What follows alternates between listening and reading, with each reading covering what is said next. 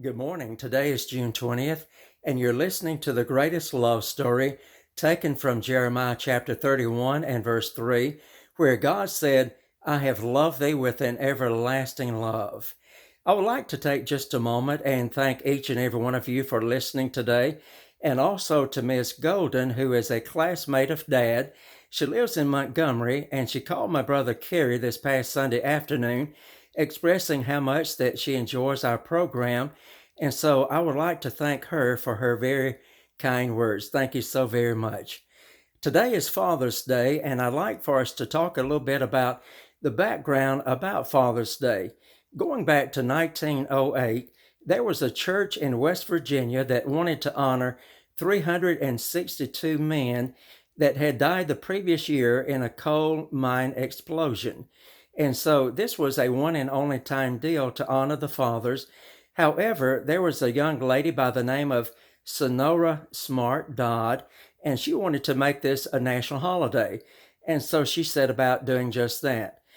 A year later, her home state of Washington did declare Father's Day as a statewide holiday. Other states would soon follow.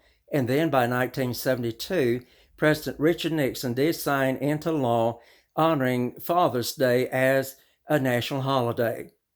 In Ephesians, the 6th chapter, verses 2 and 3, the Apostle Paul writes to honor thy father and mother with promise that it may be well with thee and thou mayest live long on the earth.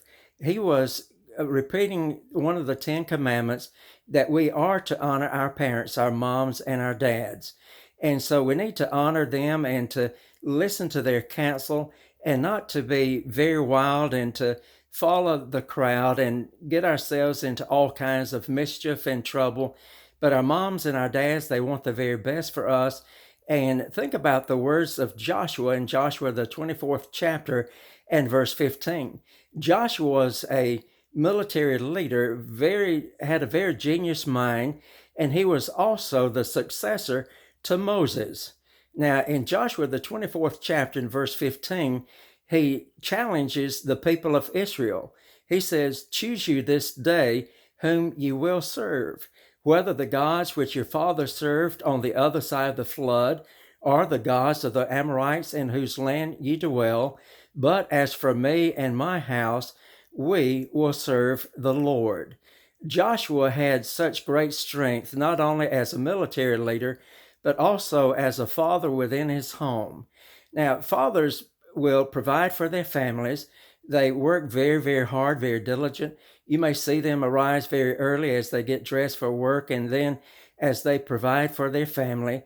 And then also there's that tremendous love in what they do, not only in providing for their families, but also in the time that they spend with their wife, their children. And I want to think about how that they hold on to you. They hold you so very close.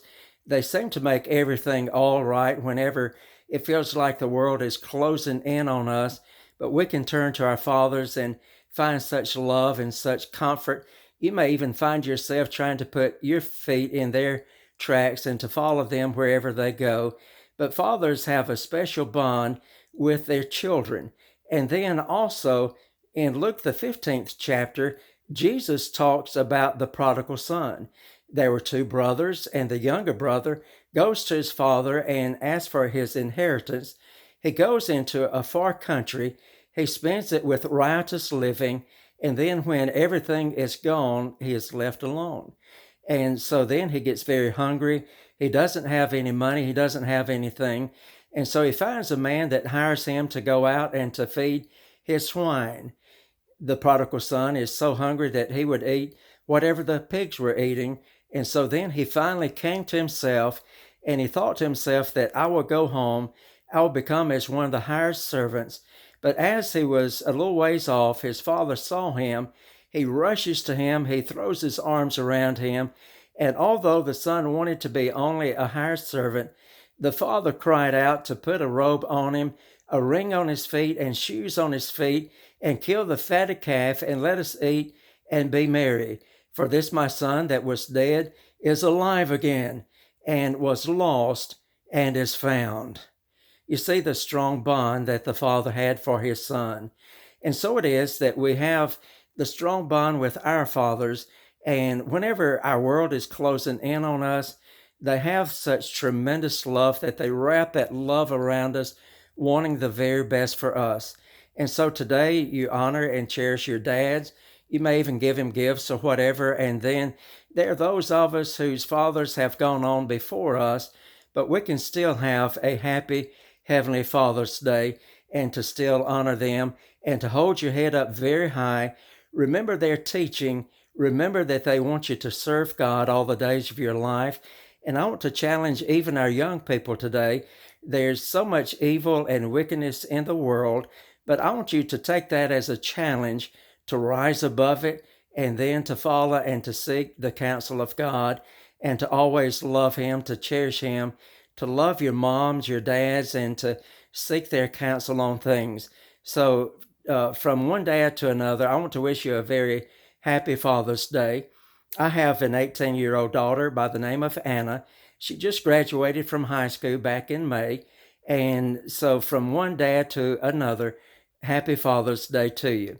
Now, coming up next Sunday, we're going to take a look at one of the Bible characters that is someone that we can close our eyes and to listen to the conversation.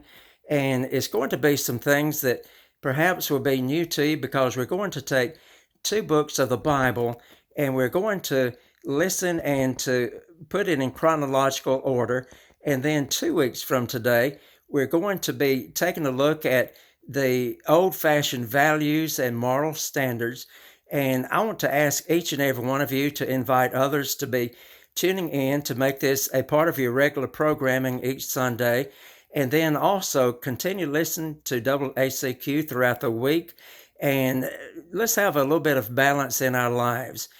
You know, coming down from the sixth generation, beginning with Adam and Eve, you get down to Jubal, and Jubal invented the harp and also the organ. And then as you continue throughout the Old Testament, there are other instruments that were used, and then you hear about singing. And so it's a part of who we are as a nature.